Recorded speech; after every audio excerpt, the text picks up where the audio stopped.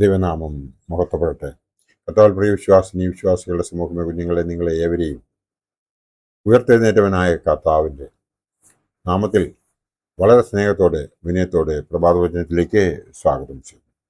ഇന്നത്തെ ദിവസം 10 ഏപ്രിൽ 2026 ഞായറാഴ്ച. ഈ മാസത്തെ 10ാമത്തെ ദിവസം, ഈ വർഷത്തിലെ 130ാമത്തെ ദിവസം, ഉയർപ്പിന് ശേഷം 36ാമത്തെ ദിവസമാണ് ഇന്ന്. ആരാധന വർഷത്തിലെ ഞായറാഴ്ചകളുടെ കൗണ്ട് നോക്കിയാൽ ആരാധന വർഷത്തിലെ 28ാമത്തെ ഞായറാഴ്ചയാണ് ഇന്നേ ദിവസം. ഇന്ന് 501ാമത്തെ എപ്പിസോഡ് പബ്ലിഷ് ചെയ്യുന്നതിനായിട്ട് ദൈവത്തിൽ ശരണപ്പെടുന്നു.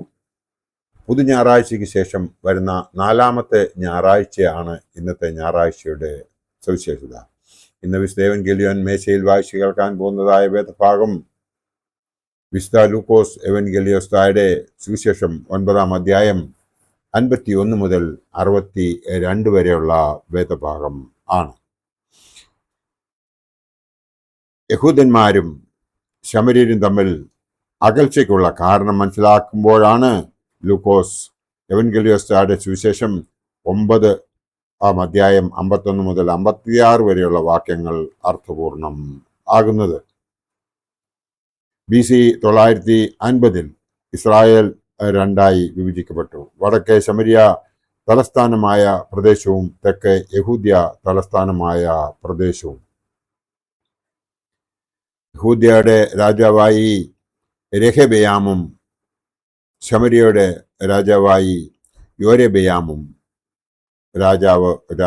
രാജാവായി എന്ന് നമുക്ക് ചരിത്രത്തിൽ നിന്നും വായിച്ച് മനസ്സിലാക്കുവാൻ സാധിക്കും. ഈ പ്രദേശങ്ങൾ തമ്മിൽ 35 മൈൽ ദൂരമാണുള്ളത്. വടക്കേ ശമരിയയിലുള്ളവർ തെക്കേ യെരുശലേമിൽ ആരാധനയ്ക്ക് പോകാതിരിക്കുന്നതിന് വേണ്ടി ബേഥേലിലും ദാനിലും 2 ആരാധനാ സ്ഥലങ്ങൾ നിർമ്മിച്ചുവെന്ന് 1 രാജാക്കന്മാർ 12:27 മുതൽ 29 വരെയുള്ള വേദഭാഗത്ത് പറയുന്നുണ്ട്. ശമരിയാക്കാർ അധിവസിക്കുന്ന സ്ഥാനത്തുകൂടി യഹൂദ്യർ സാധാരണയായി സഞ്ചരിക്കാറില്ല. ശേഖാറിനടുത്തുള്ള ഗരീസീം മലയിലാണ് ശമരിയാക്കാർ ആരാധന നടത്തുന്നത്. യഹൂദ്യർ യെരുശലേമിലും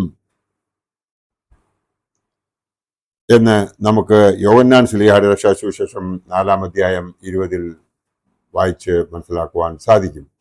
യഹൂദന്മാർ ശമരിയാക്കാരെ വെറുത്തിരുന്നു. കാരണം ശമര്യർ അസീര്യരുമായി വിവാഹത്തിൽ ഏർപ്പെട്ടിരുന്നു എന്ന് ആവർത്തന പുസ്തകം 7ാം അധ്യായം 3 മുതൽ 5 വരെയുള്ള വേദഭാഗത്തിൽ നമുക്ക് കാണുവാൻ സാധിക്കും. ഈ പശ്ചാത്തലത്തിലാണ് യഹൂദന്മാർക്കും ശമര്യർക്കും തമ്മിൽ സമ്പർക്കമില്ലെന്ന് ശമരിയാക്കാരി സ്ത്രീ യേശുവിനോട് പറയുന്നത്. യോഹന്നാൻ ശ്ലീഹായുടെ രക്ഷാസുവിശേഷം 4ാം അധ്യായം 9ാം വാക്യത്തിലും മത്തായി ശ്ലീഹായുടെ രക്ഷാസുവിശേഷം 10ാം അധ്യായം 5ാം വാക്യത്തിലും ഇതിനെക്കുറിച്ച് പറയുന്നുണ്ട്.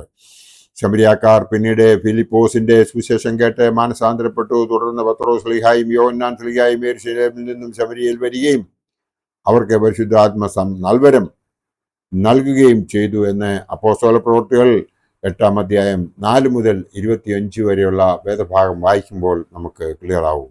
യേശു യെരുശലേമിൽ പോകുവാൻ നിശ്ചയിച്ചിരുന്നതിനാൽ ശമരിയാക്കാർ അവനെ സ്വീകരിക്കുന്നില്ല.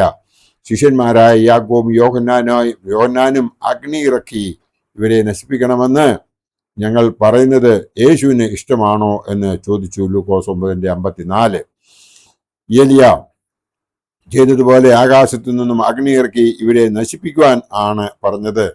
ഏലിയ ആകാശത്തു നിന്നും അഗ്നി ഇറക്കി അന്നത്തെ അവരുടെ ബലി അവൻ സമർപ്പിച്ചതായ ബലി കത്തിച്ചത്. 2 രാജാക്കന്മാർ 1:10-12 വാക്യങ്ങൾ നമ്മൾ നോക്കുമ്പോൾ നമുക്ക് മനസ്സിലാകും. യേശുവിൻ്റെ ശിഷ്യന്മാരാകാൻ ആഗ്രഹിക്കുന്ന വിളിക്കപ്പെട്ട 3 പേരെയാണ് ഈ വേദഭാഗം 57 മുതൽ 62 വരെയുള്ള ഭാഗത്ത് നാം കാണുന്നത്.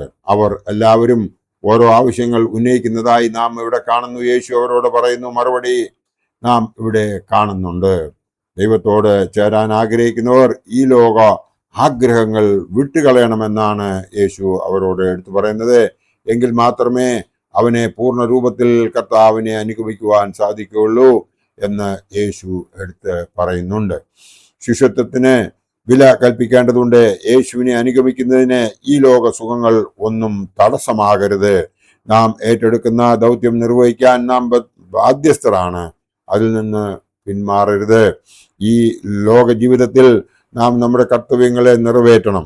അങ്ങനെ ചെയ്യാത്തവർ ആത്മാവിൽ മരിക്കുകയാണ് ചെയ്യുന്നത്.